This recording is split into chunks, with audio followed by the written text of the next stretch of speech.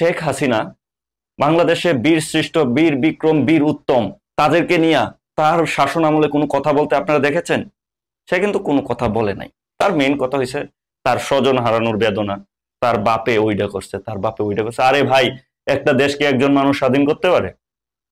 এই যে ছাত্র আন্দোলন হইলো, এই ছাত্র আন্দোলনে কি এই নাহিদ, তারপর আসিফ, ওরা দুইজনেই ছাত্র আন্দোলন করে ফেলছে?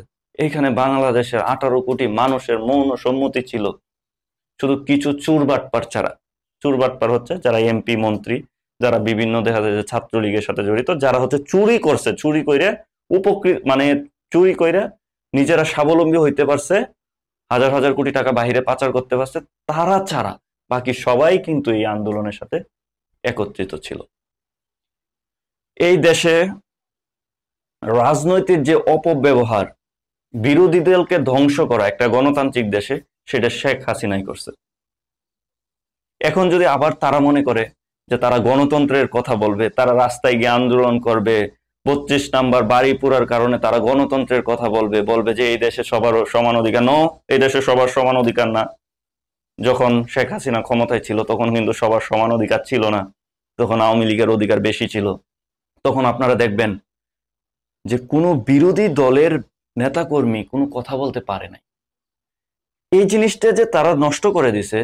আজকে যদি কোনো আওয়ামী লীগপন্থী ব্যক্তিরা কোনো কথা বলতে চায়, তাদেরকে আমাদের ছাত্র জনতার সেই জায়গাতেই বীজে নির্মূল করে দিতে হবে, কারণ তারা গণতন্ত্র ধ্বংস করেছিল।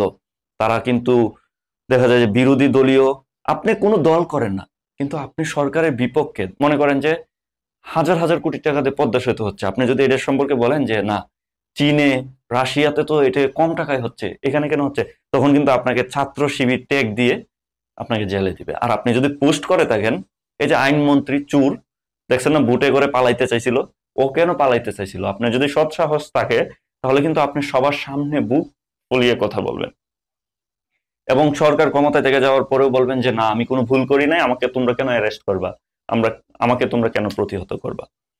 কিন্তু সে যে চুরের মতো পলানোর কারণ একটাই, সে নিরীহ মানুষদেরকে ফাঁসি দিছে, সাকা চৌধুরীর মতো, নিজামীর মতো মানুষদেরকে হত্যা করছে। তাদেরকে কেন হত্যা করছে? তারা দেশের পক্ষে হয়ে কথা বলতে দেখে কিন্তু তাদেরকে হত্যা করা হয়েছে।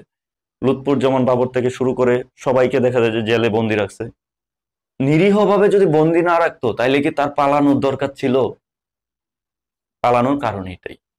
এখানে আমার মেইন কথা হচ্ছে, আমি আসলে পয়েন্টের বাইরে চলে যাচ্ছি, সেটার কারণ হচ্ছে আমার মেইন কথা হচ্ছে আজকে 15ই আগস্ট। আমার কথা একটাই যে 15ই আগস্ট যে এটা শোক দিবস, এটা বাতিল করতে হবে।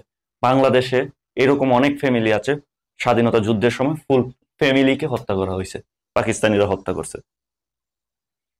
এখন আমরা একটা ফ্যামিলি নিয়ে পড়ে আছি, এটা তো হইতে পারে না। আমরা যেদিকে যাই বঙ্গবন্ধু ওইটা, বঙ্গবন্ধু ওইটা, এটা কি? এই সব কিছু পরিবর্তন করতে হবে, কারণ তার মেয়ের কৃতকর্মের জন্য বাবারও শাস্তি ভোগ করতে হবে। যেহেতু বাবার কৃতকর্মের জন্য মেয়ে প্রধানমন্ত্রী হয়ে গেছিল,